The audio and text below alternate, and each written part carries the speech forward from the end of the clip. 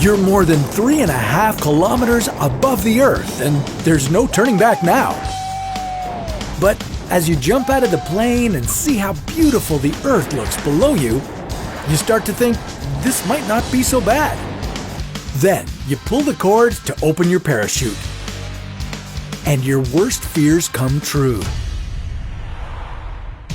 There's no parachute coming out, and now you're plummeting towards the ground at about 200 kilometers per hour. You've only got a minute before you hit the ground. Is there anything you can do to save yourself? Here's how to survive a fall without a parachute.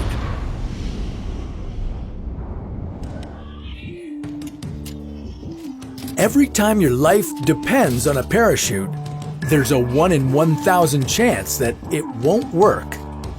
But a malfunctioning parachute isn't necessarily a death sentence.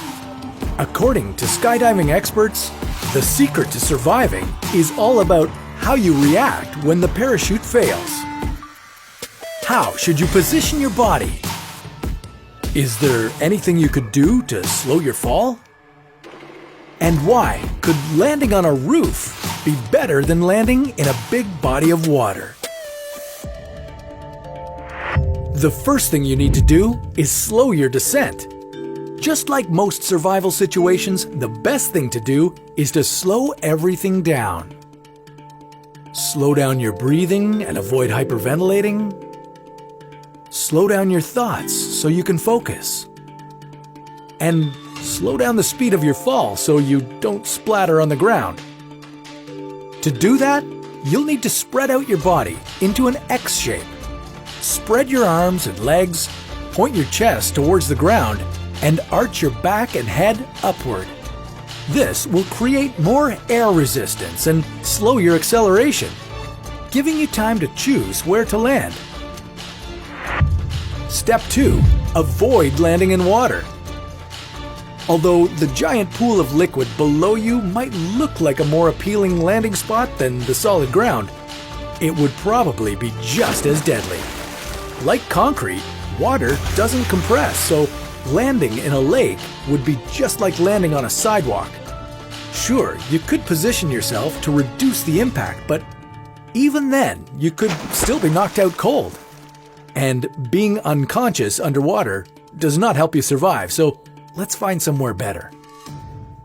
Step 3. Direct yourself to a better landing spot. To move sideways through the air, away from the water and towards a safer target, you'll need to use a skydiving technique called tracking. Bring your arms and legs in against your body to steer it as you fall. Your 3 best options for landing spots would be a swamp, snow, or trees, because they would all extend your deceleration time and help you slow down. For instance, if you were to land on solid ground, your body would decelerate from its falling speed of 200 kilometers per hour to 0 kilometers per hour in half a second, hitting you with enough G-force to kill you instantly. But if you were to land somewhere that provides more cushioning, you could extend that deceleration by a couple of seconds, which would significantly reduce the G-force and give you a better chance of surviving. If you can't see a swamp, snow, or trees anywhere nearby, then your next best option would be to look for something big to break your fall, like a rooftop or a bus. These structures are not very strong, so when you hit them, they'll break and absorb some of the energy of your fall. Step 4. Land on your feet. So now it's the moment of truth. You've chosen your target landing spot, and now you're going to hit it. The best way to do this would be to point your toes toward the ground and land on the balls of your feet. I know what you're thinking. That sounds painful, and you're right, it will be. But the idea is that your body will have more time to slow down if you land feet first. The long bones in your legs will absorb a large amount of the impact energy before they fracture. Essentially, you'll be sacrificing your legs to protect the rest of your body. Step 5. Cover your head.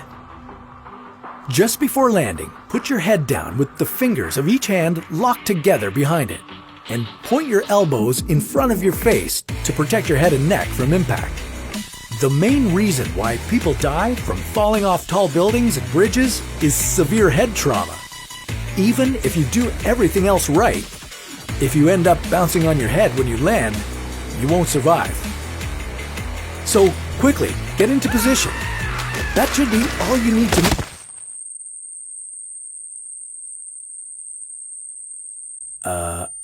Are you still there? Alright, now here comes the hard part. You need to figure out where you are and get help as soon as possible. But don't worry, we've got just the video to help you get out of this alive.